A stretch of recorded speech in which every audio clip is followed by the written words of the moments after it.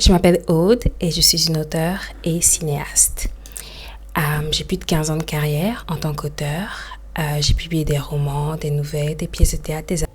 L'année dernière, j'ai fait une vidéo où, j'expliquais tous mes objectifs en tant qu'auteur et en tant que freelance pour l'année 2024.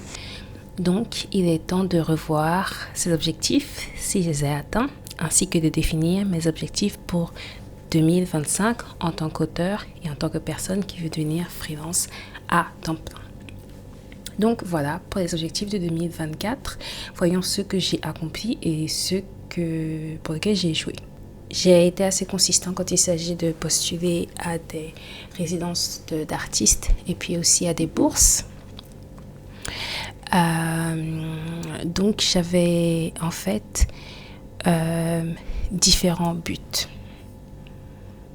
En tant qu'auteure indépendante, j'ai essayé d'utiliser les réseaux de manière vraiment consciente. Donc, j'ai été très proactive quand il s'agit de promouvoir ma newsletter sur les réseaux sociaux. Je l'ai fait, ainsi que de promouvoir ma chaîne YouTube. Malheureusement, je n'ai pas atteint mes objectifs d'abonnés, en fait, pour les deux.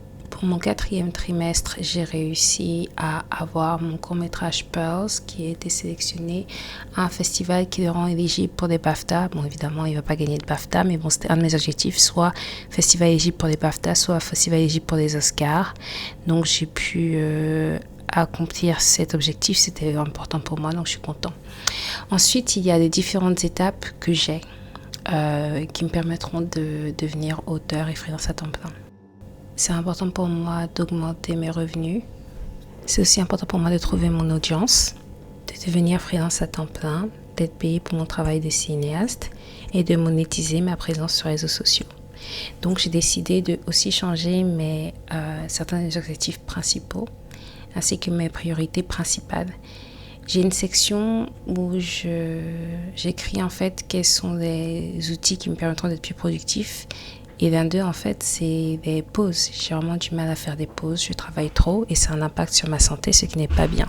Cette année, je dirais qu'il y a eu de bonnes choses d'un point de vue professionnel, mais il y a beaucoup de mes objectifs que je n'ai pas atteints. Donc, je suis content d'avoir pu atteindre certains de mes objectifs, comme le festival pour lequel mon film a été sélectionné. Et puis, j'ai une autre bonne nouvelle que je pourrai annoncer en 2025. Mais je ne suis pas forcément super satisfaite. Donc, j'ai changé un peu la manière dont j'aborde mes objectifs pour 2025. Déjà, de base, vu que je suis quelqu'un qui me berce d'illusions et qui a beaucoup d'ambition, j'ai décidé de limiter le nombre d'objectifs que je me donne, de ne plus avoir de tâches, juste me concentrer sur l'objectif et d'avoir que 3 ou 4 objectifs par trimestre, c'est bien. Donc j'ai décidé de trouver au moins 3 clients réguliers pour mes ateliers, de aussi continuer de postuler évidemment à des bourses et des résidences, c'est très important. Une autre chose qui est importante aussi pour moi, c'est de travailler sur mon nouveau roman que je partage. Alors, je vais changer un peu mes objectifs pour le 2e trimestre. Une des choses que je vais changer, c'est mon approche par rapport. Je vais me concentrer sur juste 2 réseaux sociaux, YouTube et Substack. Bien sûr, je continue de poster sur Instagram et TikTok, mais je vais vraiment me concentrer sur ces 2-là. D'ailleurs, bon, évidemment, si vous voulez me soutenir, inscrivez-vous.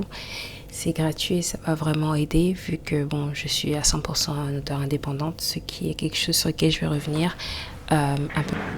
Donc, on récapitule le premier semestre, c'est trouver des clients réguliers, commencer à écrire le projet 31, mon nouveau roman, et postuler à des bourses et à des résidences. Au 2e trimestre, en fait, ce qui va se passer, c'est que je vais chercher des fonds pour Langue, qui est donc mon nouveau projet. Je vais aussi continuer de travailler à augmenter mon nombre d'abonnés sur YouTube et Substack, en sachant que j'ai été consistant, ce qui est bien, mais malheureusement, il n'y a pas forcément l'augmentation auquel je m'attendais. au troisième trimestre, le but, en fait, c'est de continuer évidemment de postuler, comme j'ai dit, à des bourses et puis aussi à des résidences. Donc ça, c'est vraiment un objectif pour toute année. En général, je me fixe 2 bourses et 2 résidences par mois. Des fois, les mois où j'ai pas de temps, c'est juste une. Et en fonction des réponses que j'attends, peut-être que je pourrais faire une vidéo sur comment être sélectionnée en fait. Et l'année dernière, j'ai vraiment pas eu le temps d'écrire de la fiction. Donc là, vraiment, j'aimerais finir la réécriture de mon scénario de spéculation, de science-fiction que j'ai commencé à écrire il y a maintenant 4 ou 5 ans. Et donc après ça, j'aimerais l'envoyer. Donc pour écrire un scénario, c'est vraiment très simple. Je vais juste réécrire en gros le synopsis. Je vais revoir les trames narratives et ensuite je vais le réécrire. J'ai eu des retours mitigés, certains bons retours de la part de productions de compagnie, d'autres retours pas forcément bons de la part d'individus, des auteurs. Donc je vais essayer de voir comment je peux améliorer tout ça. Alors, j'ai vaguement aussi le projet 31. Il y a quelques vidéos de ça, mais l'autre objectif avec le projet 31, en fait, c'est de commencer à le rééditer, donc commencer les révisions, en fait, à peu près au 3e trimestre, une fois que j'aurai envoyé à ma lectrice sûre. J'espère qu'elle aura le temps. Mais je sais du donner en général, je donne 3 ou 4 mois pour lire mes romans, vu que plus je vieillis, plus j'écris des pavés. Donc c'est ça le but d'éditer, de réviser, commencer la révision du roman, pendant que je réécris aussi le scénario. Et pour le 4e trimestre, c'est un peu compliqué parce que en fait, je m'étais fixé un objectif de trouver un endroit où vivre qui soit pas trop cher, parce que c'est une des choses qui peut vraiment aider à être freelance en fait. Soit avoir des proches qui vous soutiennent, soit avoir des mécènes qui vous soutiennent, soit vivre dans un coin où il fait pas trop cher. J'ai toujours pas trouvé ça. Et j'ai décidé aussi de me concentrer aussi sur les différentes étapes pour atteindre l'objectif d'être auteur et freelance à temps plein, qui est vraiment une des choses que je désire le plus au monde et que j'espère atteindre. Donc voilà, ce que je peux dire, c'est que en réfléchissant à 2024, ça n'a pas été une mauvaise année. Il y a des choses qui auraient pu être meilleures, bien sûr. Et j'avance en fait par rapport à certains de mes objectifs. Par exemple, j'ai recommencé à écrire des articles, notamment pour un magazine qui s'appelle Africa is a Country. J'ai pu augmenter mes revenus freelance et tout ça, et mes ateliers. J'ai enfin eu un client régulier.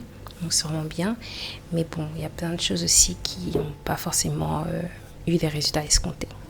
Donc, dans l'étape 1, augmenter mes revenus d'écriture, c'est simple. L'idée, en fait, c'est de vraiment essayer d'avoir des supports institutionnels comme un agent, comme un nouvel éditeur pour lequel je galère depuis des années, ou avoir des bourses, parce que c'est une des meilleures choses qui peuvent aider à gagner de l'argent en fait. Et si ça marche pas l'autopublication. Revenons au 4e trimestre, parce que je déteste commencer quelque chose et ne pas le finir.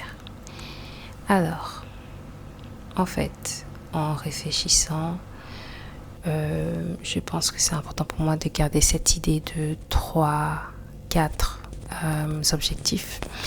Et donc l'idée, en fait, c'est de commencer en freelance à avoir au moins un projet sur le thème de l'accessibilité, qui est donc l'accessibilité web, tout ce qui concerne rendre les sites web accessibles pour les personnes en situation de handicap. Et ça, c'est une compétence que j'ai un diplôme par rapport à ça, et j'aimerais bien faire plus de taf là-dessus.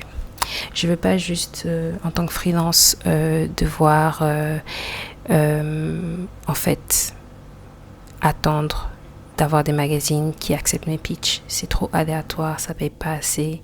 Je suis pas Carrie Bradshaw qui était payée des milliers des cents dans les années 90.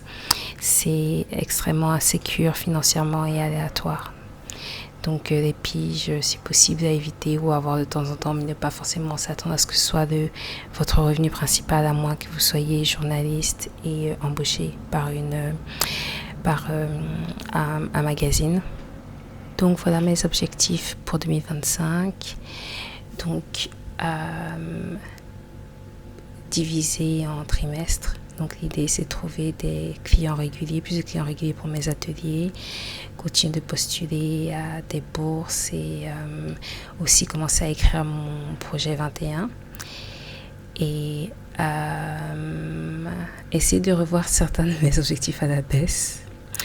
Parce qu'ils sont très ambitieux et c'est pas forcément des choses qu'on peut atteindre en un an.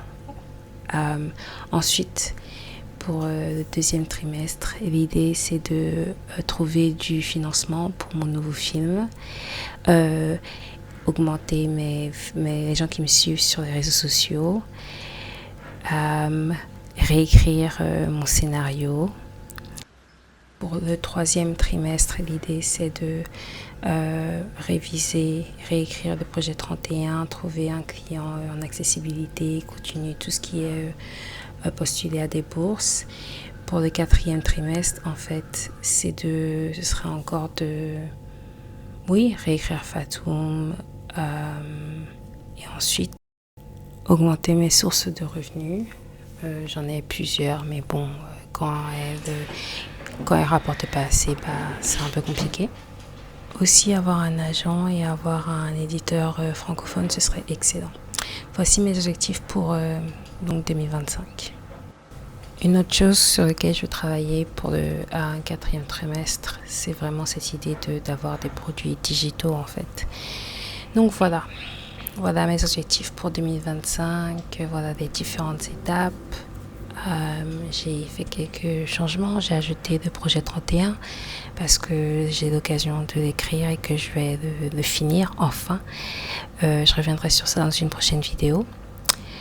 Donc oui, voilà l'idée. Donc voilà mes différentes priorités, pouvoir en vivre, augmenter mes clients, mes sources de revenus et puis améliorer ma santé mentale et l'anxiété qui est toujours là quand il s'agit d'être freelance. Dites-moi, quels sont vos objectifs en tant qu'auteur pour 2025 ? Partagez-les-moi dans les commentaires. Si vous aimez ma vidéo, abonnez-vous à ma chaîne pour plus de conseils d'écriture et de conseils sur comment faire des films. Ou inscrivez-vous sur ma newsletter, sur mon site internet pour suivre mes aventures, lire mes livres et regarder mes films.